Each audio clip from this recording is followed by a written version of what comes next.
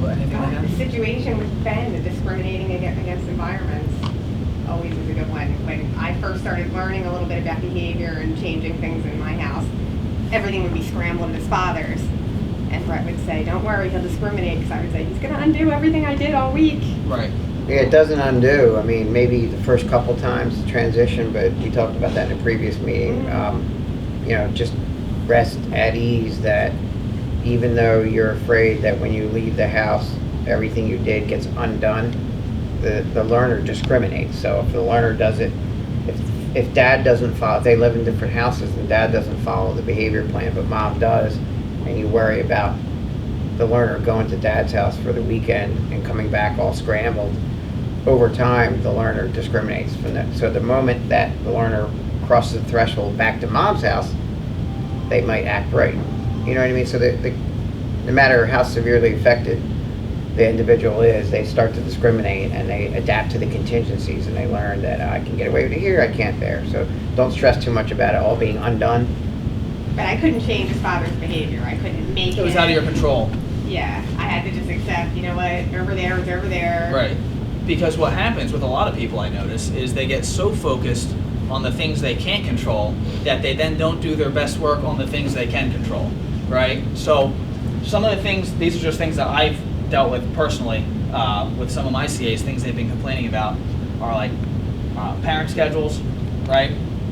Siblings in the house, being in homes where the parents are unfaithful, the house is messy, the kids are eating unhealthy food, parents smoke cigarettes all the time in there. That's a big one. And, parents forget, we think they might be forgetting to give the kids medication. Do all these things have an impact? I'm sure. You know what I mean? I'm sure they do. Is there anything we can really do about that? We can give recommendations, certainly, but can we change what they're doing in those with that, right? No, because we're not there all day. But what I've seen is like some staff get so focused on these things that they don't focus as much on the things, like I said, that they should be focusing on, things we can make a difference with, right?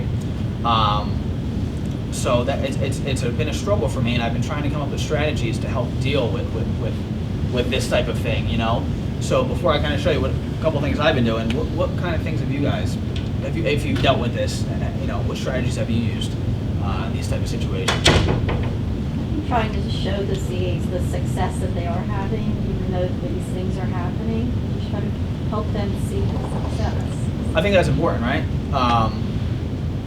It's important to show success to whoever we're trying to sell on what we're doing. So yeah, I think that could be effective for sure. Yeah, making a product like human behavior being so damn variable, and just feeling that what you did when you left that day didn't have an impact because the day before they were great and all of a sudden the next day they had problems. But looking at the impact over time and seeing the chart, sometimes the bigger picture, that there is a decreasing trend in severe behaviors over time. Sometimes stepping back and looking at the bigger picture, that's it's a way to focus on the positive as well.